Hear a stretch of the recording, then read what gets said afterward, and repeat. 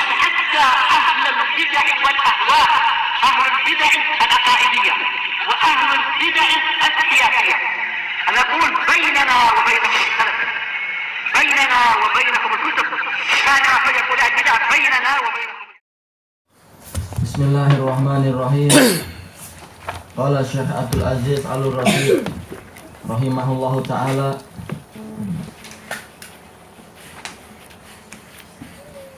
Sampai mana kita alamatnya? Tayyib, muka surat yang 124.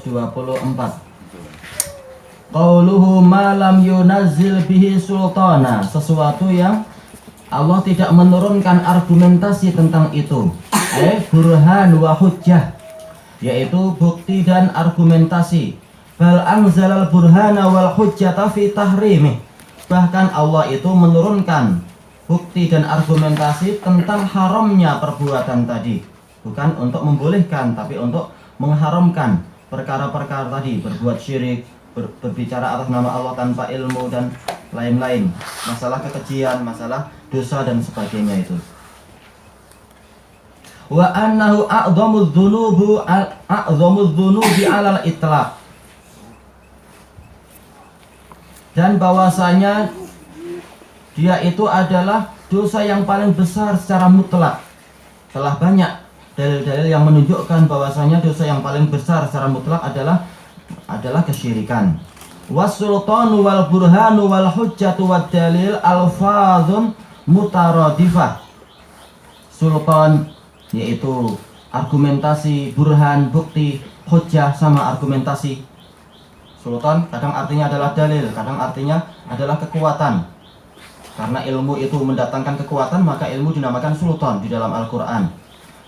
Wad dalil, dalil artinya dalil, yaitu penunjuk kepada apa yang diinginkan. Sebagaimana kata Abu Ishaq Asy-Syirazi, ad-dalil adalah madalla 'alal matlub, sesuatu yang menunjukkan kepada apa yang kita inginkan, namanya dalil. Ini adalah lafaz-lafaz yang saling berdekatan maknanya. Wa sultan ya'ti bi ma'nal hujjah. Sultan ini datang dengan makna hujjah kama fi hadhil ayah, sebagaimana di dalam ayat ini dan di dalam seluruh ayat.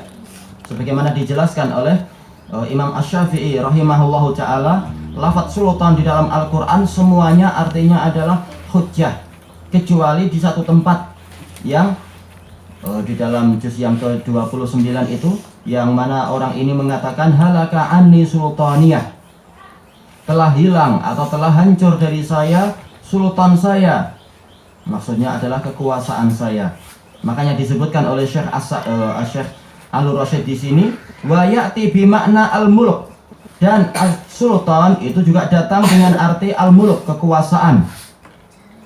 Ka qaulihi halaka anni sultaniyah, seperti firman Allah Ta'ala menukilkan ucapan ashabus shimal, orang-orang golongan kiri, yang yaitu orang yang diberi kitab dengan tangan kirinya, telah hancur dari saya kekuasaan saya. Tetapi kata Imam Ibnul Qayyim rahimahullahu ta'ala di dalam di awal-awal, masih di awal-awal kitab Miftah dari Sa'adah, bahwasanya sultan di sini dia memiliki dua makna. Makna yang pertama boleh jadi adalah al-mulk, kekuasaan seperti ini, kekuasaan dan kerajaan, yaitu kekuatan, dan boleh jadi memang dia kembali kepada makna argumentasi juga. Ketika dia dikasih kitab dengan tangan kiri dan dia ditanya, kenapa engkau sampai melakukan ini, kenapa engkau berbuat itu, apa alasanmu melakukan ini, maka dia tidak punya argumentasi, tidak punya udzur untuk apa? Untuk melakukan kemaksiatan-kemaksiatan tadi. Maka dia mengatakan halaka anni sultaniyah, telah hilang dari saya argumentasi saya. Ini kata Ibnul Qayyim menunjukkan dengan makna ini bahwasanya seluruh lafaz sultan dalam Al-Quran adalah apa? Artinya adalah hujjah, argumentasi. Dan kenapa ilmu dan argumentasi dikatakan sultan? Kata Ibnul Qayyim juga dalam kitab itu, dikarenakan ilmu yang kuat dan argumentasi yang kokoh itu mampu menundukkan hati.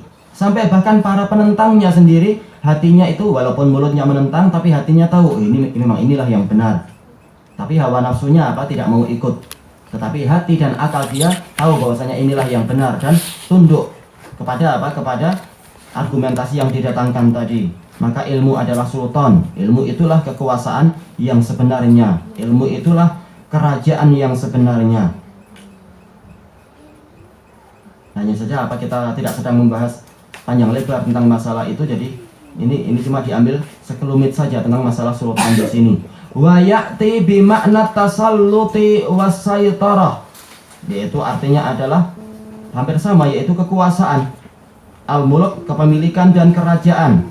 Kalau at-tasallut yaitu kekuasaan, saytarah dominasi, yaitu dia menguasai wilayah ini, menguasai kelompok itu dan seterusnya.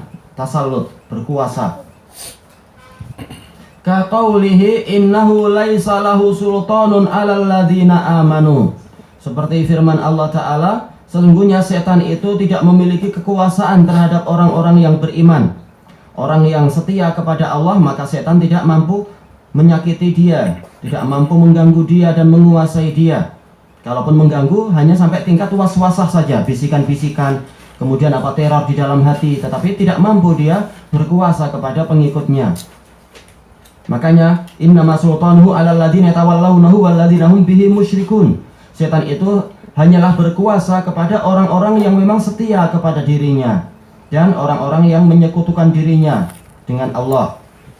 Makanya setan itu tidak mudah-mudah menampilkan diri di hadapan orang mukmin yang dia itu memang imannya kuat kepada Allah Ta'ala. Adapun kalau kepada orang yang memang takut pada dirinya, maka setan akan bermudah-mudah untuk menampilkan diri, menampilkan bayangannya, mengganggu ini, mencekik dia dan menyiksa dia, membuat dia semakin takut, membuat dia semakin tergantung kepada bomo ini, bomo itu, kepada penangkal ini, penangkal itu dan seterusnya. Tapi kalau orang-orang yang beriman, ternyata ternyata setan itu tidak mampu berbuat apa-apa. Makanya semakin kuat dan semakin murni akidah seseorang, maka semakin kokoh dia dan setan tidak mampu untuk menyakiti dia, mengganggu dia dan seterusnya. Makanya sihir-sihir itu seringkali hanya akan menimpa orang yang percaya kepada setan-setan itu, percaya kepada berita dari para pendusta-pendusta, dari tukang sihir dan seterusnya. Sementara orang yang beriman, berapa banyak setan berusaha untuk menimpakan sihir itu dan tidak mampu. Boleh jadi sihirnya akan langsung musnah, dan boleh jadi sihirnya itu akan akan kembali kepada pelakunya sendiri. Dan ini sudah banyak terbukti. Baik, syahidnya di sini adalah lafadz sultan. Innahu laisa lahu sultanun 'alal ladzina amanu.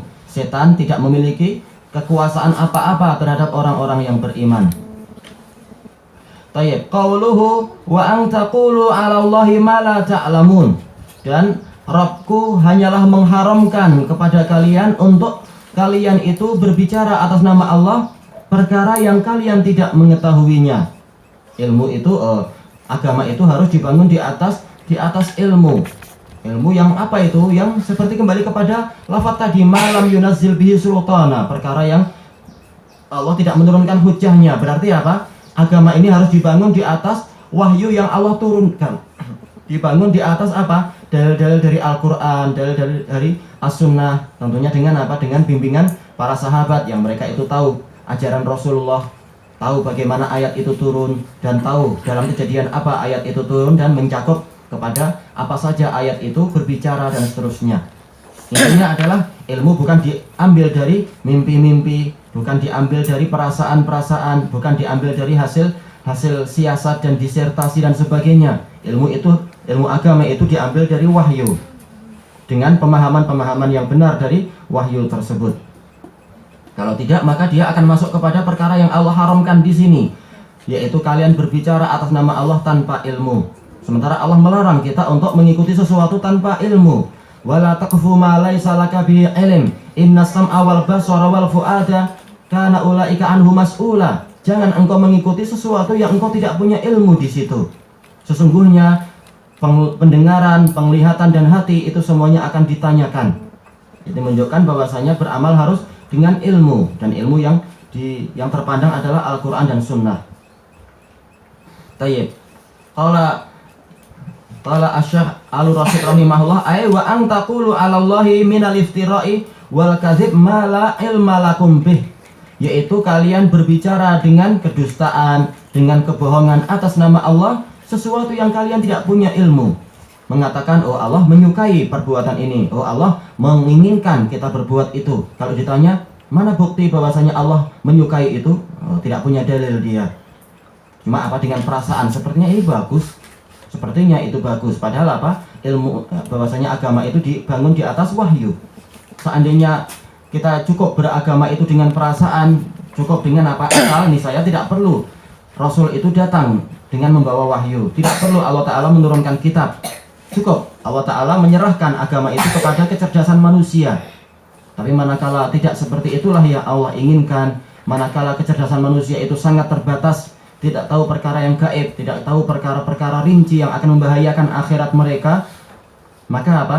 Maka Allah Ta'ala menurunkan kitab suci dan mendatangkan Rasul untuk membimbing mereka. Dan tidak boleh orang-orang itu merasa pandai di hadapan para Rasul, merasa tidak perlu lagi dengan apa, ajaran Rasul, merasa bahwasanya oh ilmu yang kami miliki sudah cukup. Nah ini tidak boleh, ini akan menyebabkan kesesatan dan menyebabkan siksaan, sebagaimana yang Allah Ta'ala sebutkan tentang kisah umat-umat dahulu. Falamma ja'athum rusuluhum bil bayyinati farihu bima indahum minal ilm wa haqa bihim ma kanu bihi yastahzi'un. Manakala datang kepada mereka utusan-utusan yang diutus kepada mereka itu, mereka bangga dengan ilmu yang telah mereka miliki, yaitu mereka tidak merasa perlu kepada ajaran yang didatangkan oleh Rasul, merasa hasil pemikiran mereka sudah cukup. Maka mereka dikepung dengan apa? Dengan siksaan yang dulu mereka ejek itu.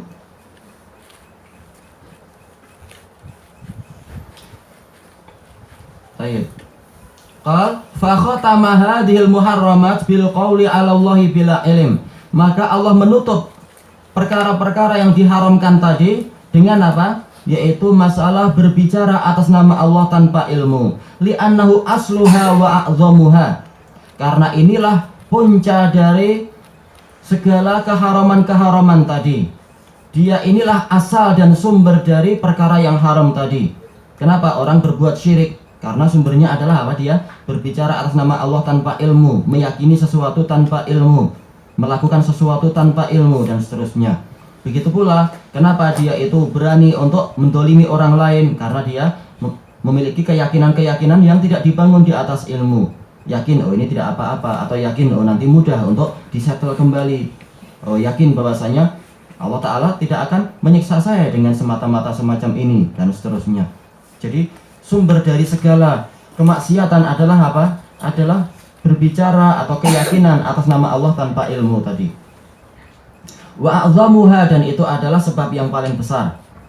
Wa aslu kulli bid'ah wa hadatsin fiddin, dan berbicara atas nama Allah tanpa ilmu itu adalah asal dari seluruh kebid'ahan, asal dari seluruh perkara baru di dalam agama ini. Sumbernya adalah apa? Yaitu berbicara atas nama Allah tanpa ilmu.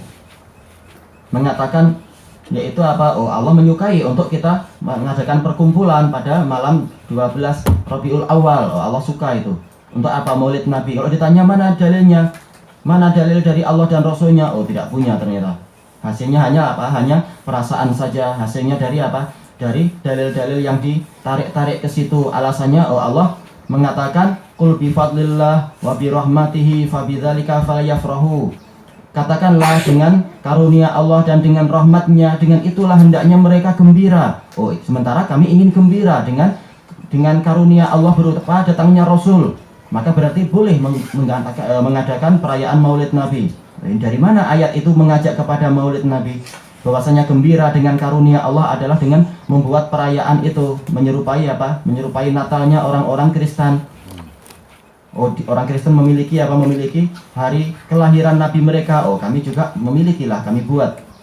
Apakah Allah menyuruh demikian? Tidak demikian. Allah yang menurunkan ayat menyuruh gembira dengan karunia, Allah tidak menyuruh untuk prakteknya adalah dengan cara itu.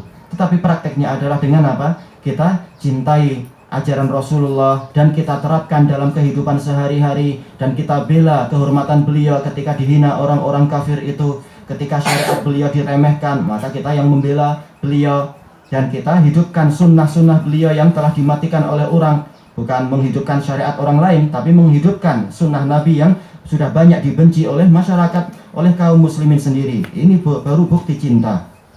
Bukan apa? Zatnya kita agungkan melebihi batas, sementara dalam kehidupan sehari-hari sunnahnya tidak dilaksanakan.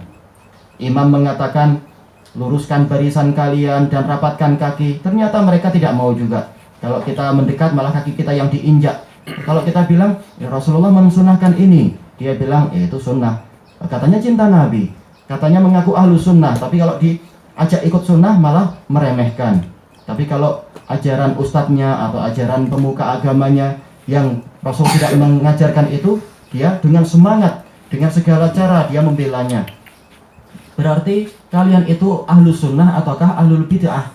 Kalian itu cinta Nabi ataukah cinta para ustadz tadi yang jadi Nabi saja sudah? Nah, ustadz yang membuat syariat saja sudah. Karena kalian lebih suka syariat ustadz itu daripada syariat Rasulullah. Nah, itu yang layak ditanyakan.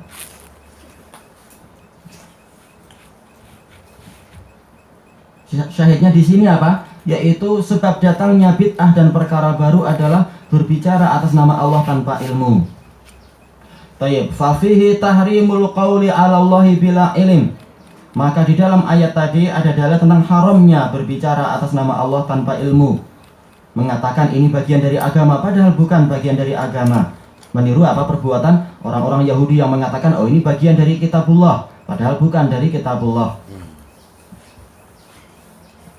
Tayyib, fi asma'ihi wa sifatihi wa af'alihi wa syar'ih. Di dalam nama Allah kita tidak boleh membuat-buat perkara yang baru. Tidak boleh pula kita mengingkari apa yang telah Allah Ta'ala sebutkan. Demikian pula di dalam sifatnya. Tidak boleh kita mendatangkan sifat baru untuk Allah. Dan tidak boleh kita menghilangkan sifat yang telah Allah tetapkan.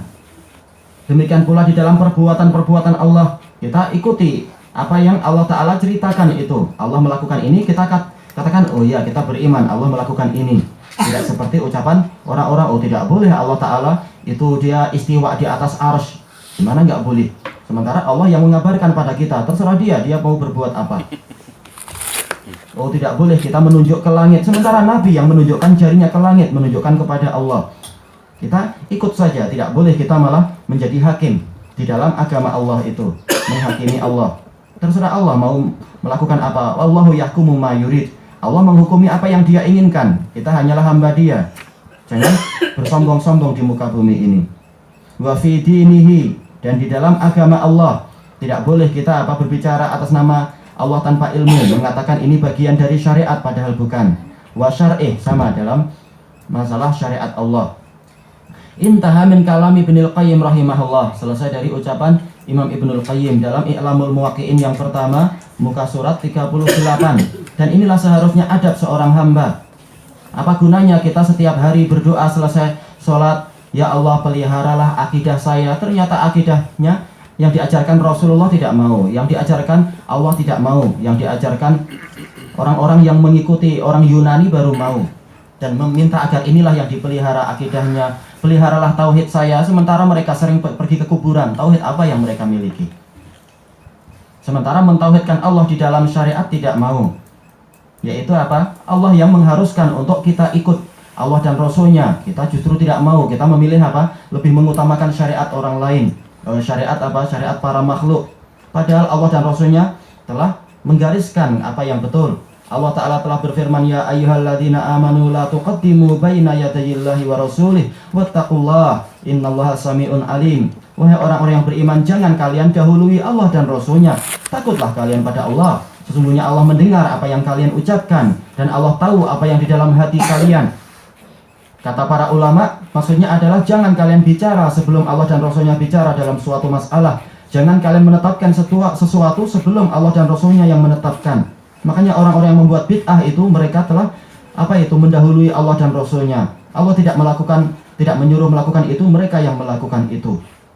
Padahal Allah Ta'ala telah mengatakan apa? Fattaqullah. Takutlah kalian pada Allah untuk kalian mendahului Allah dan Rasulnya semacam itu. Mengatakan oh ini dalilnya ini. Kita tanya mana dalil yang menunjukkan bahwasanya dalil itu adalah apa? Pengamalannya seperti itu. Sesungguhnya Allah mendengar apa yang kalian ucapkan dan Allah tahu isi hati kalian. Isi hati orang-orang yang berbuat bid'ah adalah apa? Tidak puas dengan apa? Bentuk syariat yang telah didatangkan oleh Rasul. Mereka ingin adanya tambahan, mereka ingin adanya apa? Perubahan dan seterusnya dan seterusnya. Dan Allah Ta'ala telah mengatakan, ya ayyuhalladzina amanu la tarfa'u aswatakum fawqa sautin nabi. Wahai orang-orang yang beriman, jangan kalian meninggikan suara kalian melebihi suara Nabi. Wala tajharu lahu bil qaul. Jangan kalian mengeraskan kepada Rasul ucapan kalian kajahri ba'dikum li ba'd, sebagaimana sebagian kalian mengeraskan suara terhadap sebagian yang lain. Antah batu amalukum wa antum la tash'urun. Karena dikhawatirkan amalan kalian akan gugur dalam keadaan kalian tidak sadar. Kata Imam Ibnul Qayyim di dalam I'lamul Muwaqqi'in, kalau sekedar yaitu meninggikan suara melebihi suara Rasul saja itu menggugurkan amalan, bagaimana dengan orang yang lebih mengutamakan perasaan dia daripada sunnah Rasul, lebih mengutamakan siasah dia yaitu politik dia daripada ajaran Rasul, lebih mengutamakan akal dia daripada syariat Rasul dan seterusnya. Bukankah ini lebih layak untuk menggugurkan amalan dia, yaitu merasa lebih pandai daripada Rasul? Rasul meninggal dalam keadaan telah menetapkan syariat ini telah sempurna, bentuknya seperti ini, seperti ini, seperti ini, tanpa ada ini, tanpa ada itu. Ternyata orang ini merasa tidak puas. Oh, perlulah kita untuk membuat acara ini agar apa? Orang jadi cinta Rasul. Padahal apa? Cinta Rasul bukan dengan cara membuat bid'ah, itu akan mematikan sunnah. Maka kita lihat generasi pertama yang mereka itu tidak melakukan acara-acara bid'ah tadi. Bagaimana kecintaan mereka, bahkan perkara yang sekecil-kecilnya pun mereka mengikuti sunnah Rasul. Kalau kita rinci itu ada dalam satu jilid khusus, kecintaan para sahabat dan bagaimana mereka melakukan sunnah sampai sekecil-kecilnya. Betul-betul mereka menjaga warisan Rasul. Kalau masalah kecintaan, mereka yang tidak membuat bid'ah-bid'ah tadi justru mereka itu yang menyebarkan ajaran Rasul sampai mereka itu menundukkan agama-agama orang kafir, menundukkan wilayah-wilayah orang kafir, dan sampai apa mengalahkan sekian banyak hujah-hujah orang kafir itu. Sementara kita dengan bid'ah-bid'ah sekarang ini sudah berapa jengkal tanah yang mampu kita kuasai kemajuannya? Enggak, ini hanya warisan dari para penjajah saja yang telah kita miliki ini. Tanpa mampu sejengkal pun kita maju ke depan. Itulah hasil dari apa? Hasil dari bid'ah kita. Tidak ada bukti cinta itu, walaupun telah diusahakan agar tambah cinta dengan bid'ah. Karena semakin orang membuat bid'ah, mereka semakin cinta pada bid'ah itu dan benci sunnah. Dan itu kita lihat dalam kehidupan sehari-hari. Kalau dikatakan ini Rasul menyuruh untuk apa? Memelihara jenggot, maka wajah mereka akan menjadi apa? Wajah yang masam. Nah, itu ajaran Rasul. Katanya cinta Rasul. Buktinya apa sekarang? Ketika dikatakan, oh laki-laki disunahkan untuk apa? Untuk bahwasanya memakai gamis, memakai baju-baju yang panjang, yang longgar. Karena apa? Rasul cinta memakai gamis. Baju yang paling disukai Rasulullah adalah gamis itu, yaitu kalau kita panggil sekarang adalah jubah. Mereka akan mengatakan, oh itu tidak sesuai dengan zaman modern. Katanya cinta Rasul. Apa bukti cinta Rasul itu apa? Ternyata apa? Tidak ada buktinya sama sekali kecuali sekedar apa? Pengagungan Nabi melebihi zatnya, melebihi kadarnya. Tapi kalau ajaran Nabi mereka justru semakin menjauh. Katanya ini tidak sesuai dengan zaman. Kita cinta Rasul ataukah cinta kebiasaan orang kafir? Mana bukti cinta itu? Ternyata apa? Terjadi kontradiktif. Baik, ilahuna alhamdulillahirabbil alamin.